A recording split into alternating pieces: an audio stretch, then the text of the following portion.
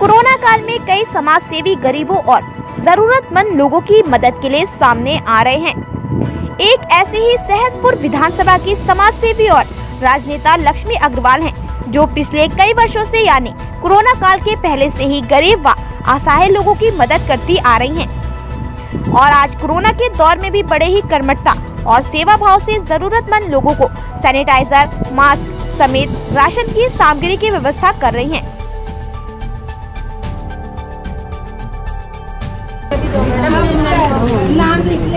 Ma'am, पिछले आप कई सालों से मैं सुनता रहा हूँ, खुद भी जानता हूँ, आपको जितना जानता हूँ कि आप कई सालों से समाज सेवा कर रही हैं, आप एक राजनेता भी हैं। तो आपको ये प्रेरणा कहाँ से मिली कि मेरे को नहीं ये इस समाज सेवा में लोगों की सेवा करनी है?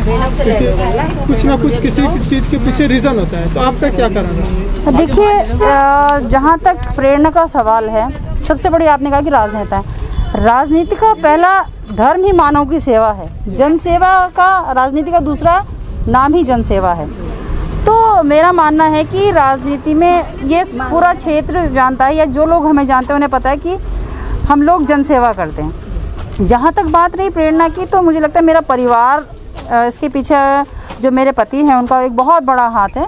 क्योंकि जब मेरी भी मैरिज हुई थी और मैं एक संयुक्त परिवार में आई थी, तो उस वक्त मैंने सोचा भी नहीं था कि मैं इस फील्ड में आऊँगी या मैं इस तरह से कुछ करूँगी।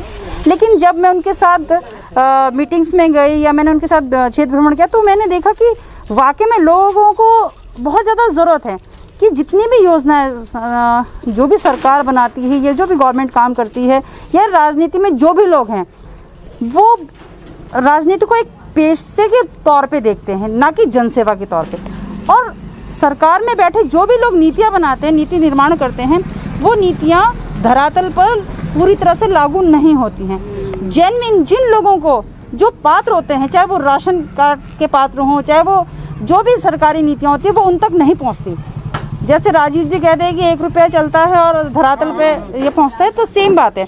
अभी भी आप जब इंटीरियर गाँव में जाएंगे, जो लोग जागरूक नहीं हैं, जिनको नहीं पता कि हमारा ये काम नहीं, तो हम उसके लिए कहाँ आवाज़ उठाएं, किसके पास जाएं?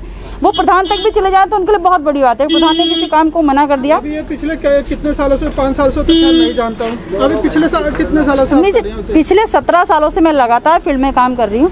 और मेरा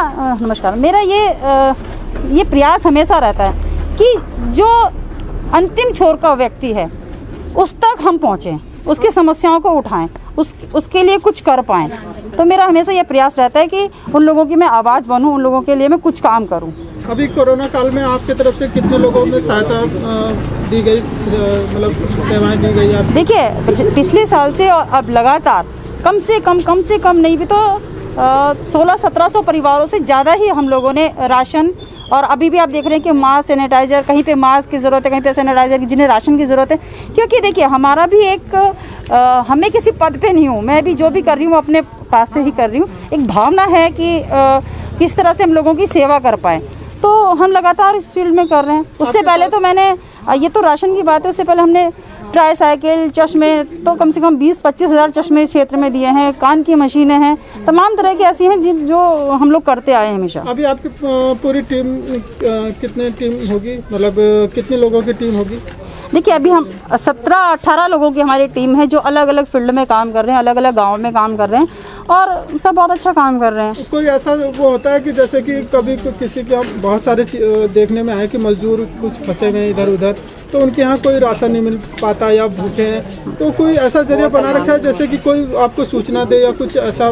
नहीं, बिल्कुल। मैंने अपने नंबर भी, क्योंकि हम लोग ग्राउंड पे ही रहते हैं, घर में हम और लोगों के बीच ही ज़्यादा रहते हैं, तो वैसे तो इस कॉन्स्टिट्यूएंसी के प्रत्येक परिवार के पास, चाहे वो कैलेंडर के माध्यम से हो, चाहे वो किसी राशन कार्ड के माध्यम से हो, क्योंकि आपको बता दूं कि पहले हम लोग 1500 परिवार को पर मंथ राशन भी देते थे, उसमें गेहूं, चावल, आटा सब होता था।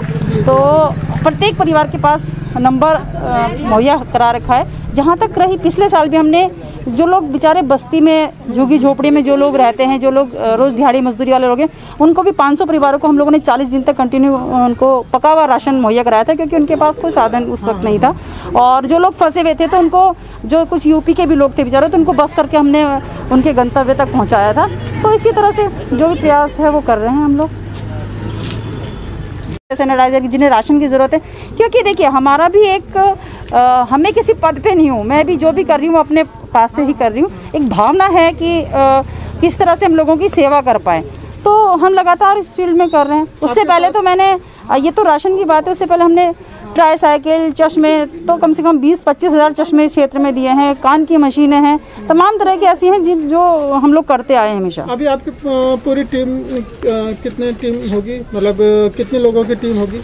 देखिए, अभी हम 17-18 लोगों की हमारी टीम है जो अलग अलग फील्ड में काम कर रहे हैं, अलग अलग गाँव में काम कर रहे हैं और सब बहुत अच्छा काम कर रहे हैं। कोई ऐसा वो होता है कि जैसे कि कभी किसी के हम बहुत सारे देखने में आए कि मजदूर कुछ फंसे हुए हैं इधर उधर, तो उनके यहाँ कोई राशन नहीं मिल पाता या भूखे हैं, तो कोई ऐसा जरिया बना रखा है जैसे कि कोई आपको सूचना दे या कुछ ऐसा? नहीं, बिल्कुल, मैंने अपने नंबर भी, क्योंकि हम लोग ग्राउंड पे ही रहते हैं, घर में कम और लोगों के बीच ही ज़्यादा रहते हैं, तो वैसे तो इस कॉन्स्टिट्यूएंसी के प्रत्येक परिवार के पास, चाहे वो कैलेंडर के माध्यम से हो, चाहे वो किसी राशन कार्ड के माध्यम से हो, क्योंकि आपको बता दूं कि पहले हम लोग 1500 परिवार को पर मंथ राशन भी देते थे, उसमें गेहूं, चावल, आटा सब होता था।